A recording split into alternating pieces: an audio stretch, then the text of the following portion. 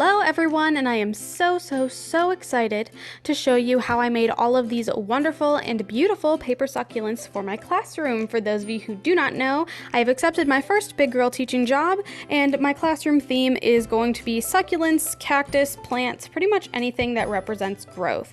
So first things first, I picked up this succulent paper pack from Hobby Lobby. I used a 40% off coupon and only spent, I believe, $3 on this pack. So I actually used this tutorial from the Jam blog by Jam Paper, and I'm using their templates as well because they are free to download on this particular blog post. So I'm just going to click here and download that succulent template, and it will pop open with a nice little download. I have already downloaded most of them, so once you have that all done, you can actually take this into Paint or whatever photo editor you want. I wanted to make this easy. You could, of course, print out the sheet of paper and then cut it out by hand, but I have a Cricut, so I don't see any reason to make my job harder than it has to be, especially since I'm making so many. And to make it easier to feed into the Cricut, I'm going to be taking off these numbers and the logo at the bottom so that the Cricut program doesn't mistake that for something that I need cut out. So this is more of an optional step for anyone who is using a Cricut, but I just wanted to kind of show you guys what I was doing here and make sure that Jam got all the credit for this template that I am using. And of course, I just need to make sure that I am not actually cutting anything off. There we go. Perfect. Then you'll just save that as a PNG image, and you're going to upload it to your Cricut Design Studio as you would pretty much any other design. And I'm going to go simple here. See, the entire background's kind of gone gray, and you're going to want to blank out the background but not the insides of the flowers. I made this mistake already, but I'm telling you, do as I say, not as I do. This will actually cut out all the lines instead of one cohesive shape.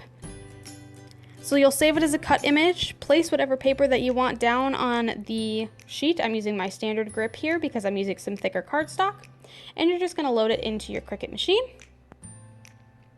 Here I'm just checking to make sure it falls all within the measurements that I need.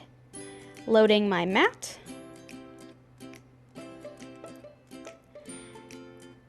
And starting the machine.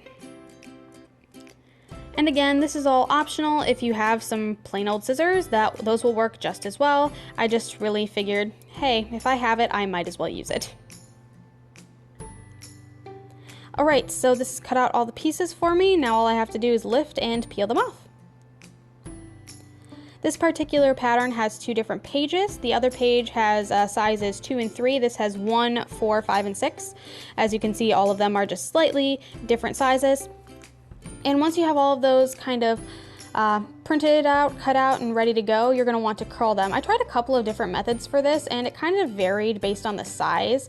The smaller ones were definitely easier just to do with my fingers, so I curled them up with my fingers, kind of rolled them in a little bit on themselves. I tried using scissors. That was a recommendation on the website. It wasn't my personal favorite. Just kind of scrunching this in, making sure everything is good and three-dimensional before moving on to my next piece. Around this size is where I kind of started on some of the bigger pieces, just using, I think I used a Papermate Flare actually, pen to kind of go in and roll some of the bigger corners, but sometimes just doing it with your hands is easiest, frankly. So I'm just going through here, making sure I have curled up all of the edges on every single size, and you are going to start layering them from smallest to largest, smallest on top, largest on the bottom, so that it creates this neat little layered effect. One left to go. I found that the size difference between 1 and 2 wasn't super apparent, so I feel like a handful of times I may have swapped them accidentally, but I still think everything turned out pretty good, and I think it gives it a nice little organic feel.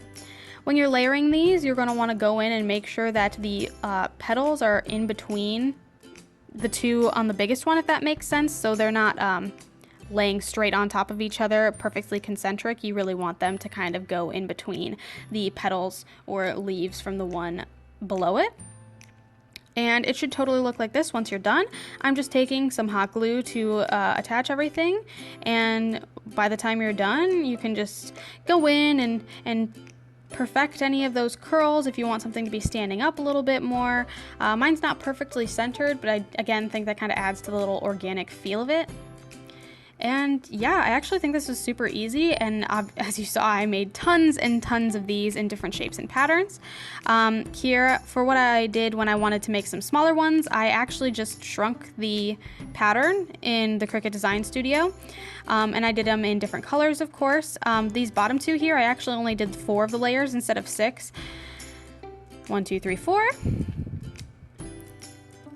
This is a totally, I guess, unique one because I didn't really feel like making any of these otherwise, but this is a tri-colored one. I used the darkest in the back, lightest in the front, and just used my scrap pieces for that. These pink ones are actually a totally separate design that I found for free off of a Pinterest post, actually. I believe these are posies. They were called romantic or dreamy posies or something. So they're actually supposed to go in each other. They had tons and tons of layers, but I didn't think I needed that many.